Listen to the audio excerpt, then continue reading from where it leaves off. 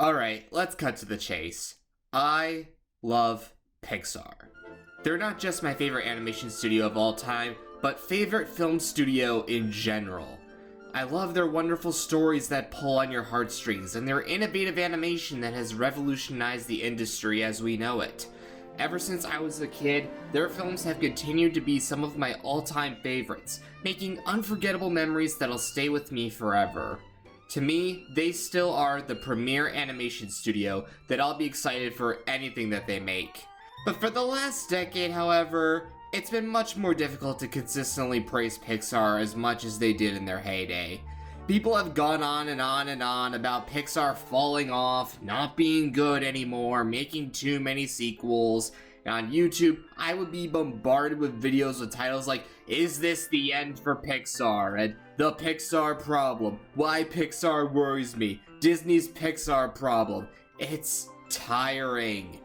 A couple weeks ago, I put out a long thread on Twitter venting my frustrations with animation Twitter's frustrations with Pixar. And with their latest film Elemental having just been released, I wanted to talk about why I think Pixar is still great.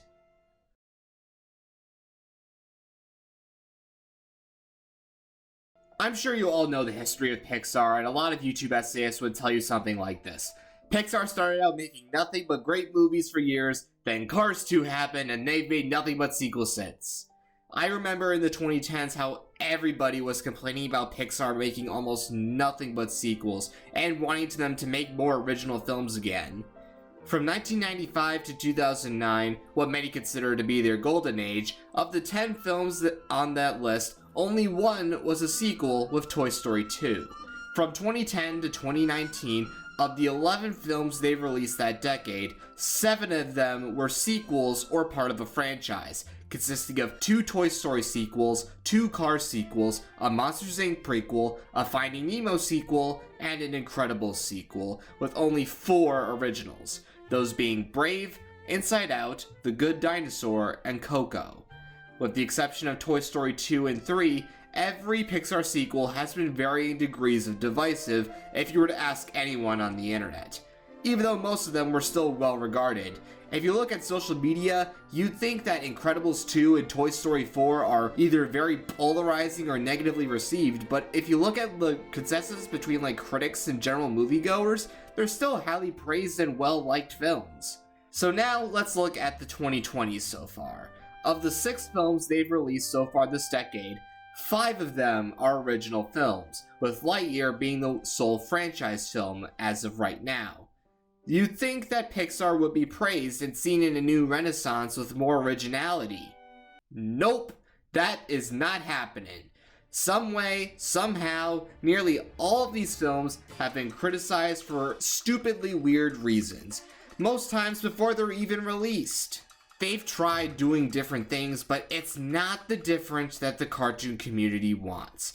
It's all CalArt style this, and why can't they be like Spider-Verse and Puss in Boots that? All these animation is cinema people love to say they love animation until Disney is involved because they are the ones on top.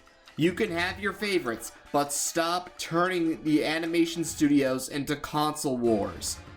I guess in order to be popular in the film and animation community, you have to hate everything that Disney does like it's a personality trait. It's the mindset of the underdog mentality, that the less popular studio at the bottom is seen as the hero, and thus, they make the ones on top as the villain who must be taken down. I know other studios are doing really exciting stuff, but that doesn't mean that what Pixar is doing is bad. You keep saying that you want them to make original films, but make a fit when it's too generic, or come up with dumb phrases like "it looks like Grubhub," and complain about the sequels. Their latest movie, Elemental, is the most recent example of this, of people trying to find dumb reasons to hate it by saying it ripped off some Flash game, or dismissing it as a Zootopia ripoff because city where different groups of characters coexist with some race metaphors, when that's really not what the movie is. I figured that they wouldn't stop making sequels altogether, but space them out more than they did in the last decade and still do them out of necessity for financial security. I'm excited for Inside Out 2 and hoping that they have a good reason for Toy Story 5. There's a clear difference between the people in the industry and the fans on the internet with how they act about certain projects. To animation Twitter, studios are like sports teams that you have to cheer for a specific team. Whereas people in the industry, they're happy that the medium is thriving and congratulating each other on their work, like, hey, you worked on this? Congratulations on your work! I remember seeing a recent interview with Variety. Pixar Chief Creative Officer Pete Docter gave his compliments to Across the Spider-Verse and emphasized that, as he said, that's the great thing about having so much stuff. It's art. It's not a competition.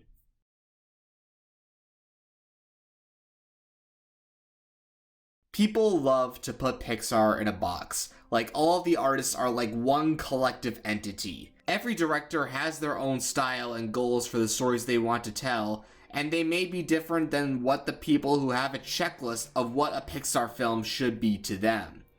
Every new film that they have released always has to be compared to their classics because their run in the 2000s was so great, releasing hit after hit that set people up with a stupidly high standard.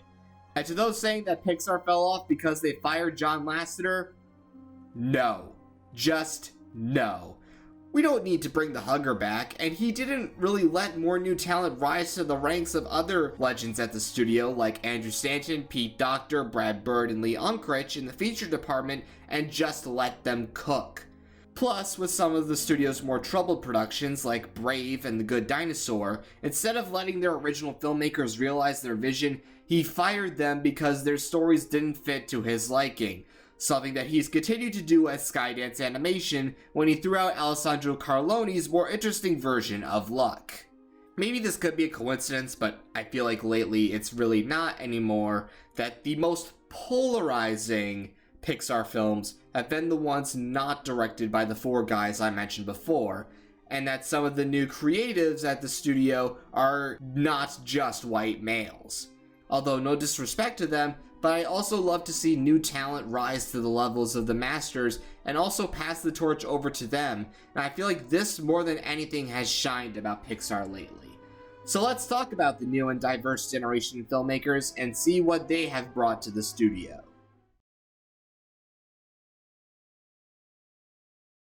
If there is one thing that I've loved about the Pete Docter era, is that all of their films have been personal stories from their directors, and that shines through in all of them. When it was announced that he would be the new Chief Creative Officer of Pixar, I knew that he was the right choice. Not only because he is my favorite Pixar director with the films that he's directed, but also if you look at his directing credits, Pete is the only one of the OG Pixar directors who's never directed a sequel. All four of his movies, Monsters Inc., Up, Inside Out, and Soul, are all originals. If any of his films got a follow-up, they would typically be directed by someone else, like Dan Scanlon for Monsters University, and Kelsey Mann for the upcoming Inside Out 2. And more originality is something that the films under his leadership have delivered, getting to see new talent break out and veterans getting to make their own original features and realize their vision. All of them shine in this new generation of Pixar films that are all personal, director-driven passion projects. Onward was Dan Scanlon's story of his relationship with his brother after the passing of his late father, and turned it into a fun fantasy adventure with nods to D&D and an emotional climax. Soul was inspired by Pete Docter's ponderings of existentialism after finishing Inside Out, and he and co-director Kemp Powers made the studio's most mature film to date with its thought-provoking themes and made a rare story about the meaning of life that is a feel-good story. Luca was Enrico Casarosa's tribute to his childhood in Italy and growing up in the summer with the spirit of friendship. It's a refreshingly simple and small-scale story that is the perfect movie for summer vibes, taking cues from the slice-of-life Ghibli films. Turning Red was Domi Shi's story growing up in early 2000s Toronto and tackling puberty head-on, and she made the studio's funniest film yet as a wonderful coming-of-age comedy that broke new grounds for the studio. Lightyear was Angus MacLane showing his love for the sci-fi genre and doing something new with the Toy Story series with a character that he loved since he started working at Pixar. It's honestly way better than people are giving it credit for. And now Elemental is Peter Sohn telling his story growing up as the son of immigrant parents in the culturally diverse New York City, told through a warm and heartfelt rom-com. Even some of their other upcoming original projects, like Adrian Molina's sci-fi film Alio, and their first original Disney Plus series, Win or Lose, look to continue that mix of tradition and innovation that the studio has been known for. You can tell that each film was a work of love that I feel like only they could have made them, and that's what I love about each of these films. We've gotten to see directors who made some of my favorite shorts make their first feature, and directors who were assigned to other films before make their own original features from scratch. And even some longtime veterans returning to the director's chair to continue to flex their craft. And we've seen more steps forward in the diversity of people bringing a new fresh perspective through their films that feels like only they could have made it, and made something that might sound familiar at first and turn it into something new. A film like Turning Red could have really been only told through a female perspective, and that's what makes it so awesome and stand out amongst the Pixar lineup. And in these films, we've seen them continue to take risks in each film in their stories and going outside their traditional house style more in their animation. They're still pushing the boundaries in photorealism with Lightyear and with the real-world scenes in Soul, while also experimenting with a more stylized and exaggerated look with the afterlife parts of Soul and especially Luca in Turning Red, and making characters entirely from what are usually visual effects in Elemental, and playing around in ways that they would interact with each other and how a character made entirely out of fire would look, or how would a character made entirely out of water look and move and interact with the rest of the environment. They're still pushing boundaries in what their technology can do, and to a lot of people, it's not as flashy as something like Spider-Verse or The Last Wish, but they're still doing a lot with their research and development of what they can do with the medium of animation, and you can still see that in all of their films even today. So can we please stop making weird discourse with every new Pixar film at times that it overshadows the film itself? Can we not do things like making a big fuss about Disney doing another first gay character, or being willing to talk about periods, the Lightyear kiss scene, Twitter's media illiteracy and cynical attitude towards something so warm and clearly made out of love? It's not a competition. We all have the same goal to make a great film. As a lifelong Pixar fan, I just really hate to see my favorite film studio struggling and in a bad spot. Their films have meant a lot to me and why I wanted to make films. Their experimentation and innovation still thrives today, no matter how many YouTube essayists say otherwise.